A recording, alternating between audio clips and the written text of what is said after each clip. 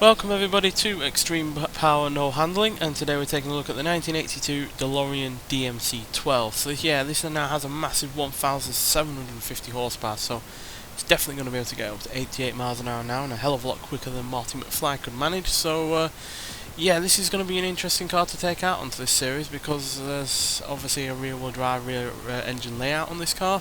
There's a massive 64% of the weight over those at the rear, so not much weight up front, which might well provide a lot of traction, but it also could also induce a lot of oversteer and the potential to have the car spin out. So yeah, let's get to the circuit and see what happens. So yeah, as per usual, solo on track. So yeah, 1,475 pounds-feet of torque from its 7.4 litre twin-turbocharged V8 engine, and it weighs 3,042 pounds, so it doesn't weigh very much. But yeah, the stats aren't particularly great in terms of the handling or the braking, because yeah, this was a pretty woeful car in terms of handling and braking even in stock form. So yeah, with 1,620 extra horsepower, that is going to only get worse. But obviously the acceleration and the speed are good, and the launch is fairly decent. So yeah, let's see what it can do on this rain-soaked circuit, and hopefully it will be quicker than the previous three cars, because yeah, the quickest one we've had so far has still been the Ford Super Duty, then the Oldsmobile, and then the Wuling.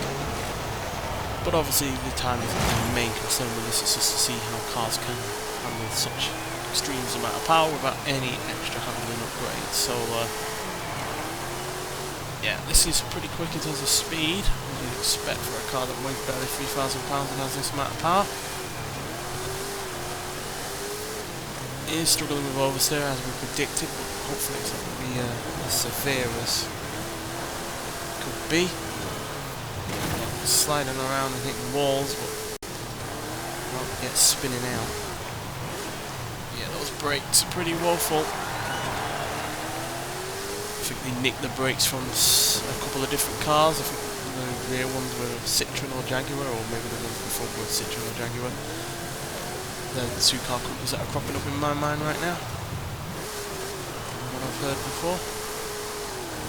Yeah, 0 to 16 this car is dealt with now 3.949 seconds. 0 to 100 is dealt with at 8.32 seconds, and 0 to top speed of 202 miles an hour. So no slouch in terms of straight line speed, but obviously it's all about being able to put that power down. Luckily the tyres aren't the thinnest things going, so yeah, they are reasonably quite thick at the rear there.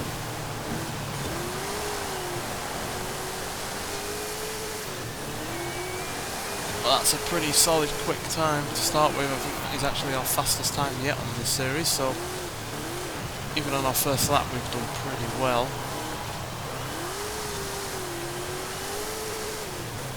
Surprising, I was expecting this to be a bit more of a handful, to be honest.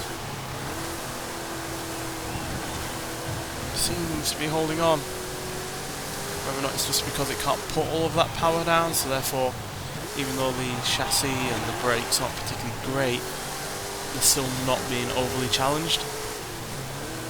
Especially not to the point of, you know, being undrivable.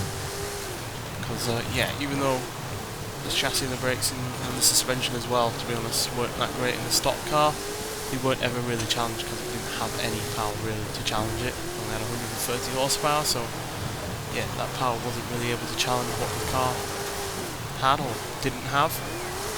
Whoa, there we go, there's a spin out. I think that's going to happen at some point.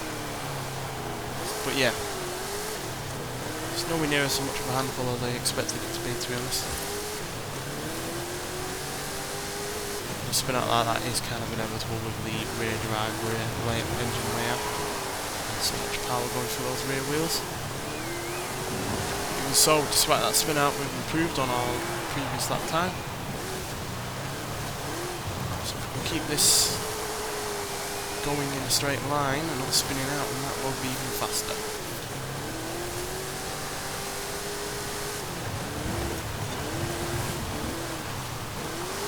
Still a lot of body roll because obviously that suspension hasn't been upgraded. Very soft suspension on this.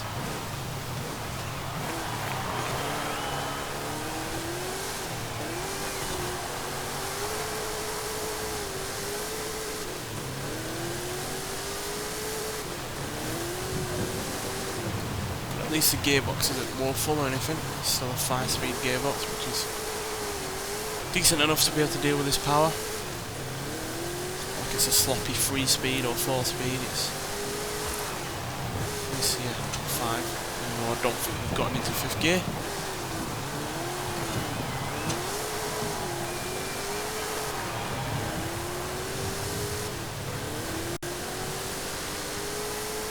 But yeah, we have.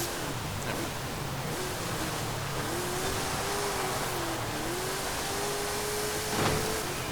Well, that's our first sub 1 minute 20 time that we've had on this series so far. With, let's have a look.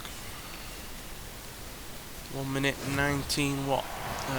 19.596. So yeah, the previous fastest was the Forza Super Duty at 1 minute 24.952, and then in the previous episode we had the Oldsmobile, which managed a time of 1 minute 28.822. So yeah, we're nearly 10 seconds ahead of that Oldsmobile, and yeah, no real surprise really with that level of power and the fact that it doesn't weigh all that much. And yeah, even though it's got that rear drive, rear engine layout, it at the end of the day seemed to be more of a benefit than a negative, because we did only spin out the once, whereas the rear engine provided plenty of grip for that rear end. So yeah, ultimately it proved successful. So yeah, I'm really surprised that it was as quick as it was, but it is nice to see that the less obvious cars on this series are proving to be reasonably quick, because I didn't expect this to be quick, and I certainly didn't expect the Oldsmobile in the previous episode to be as quick as it was, given that's a front-wheel drive 60s American classic. So yeah, on the whole this series is proving to have some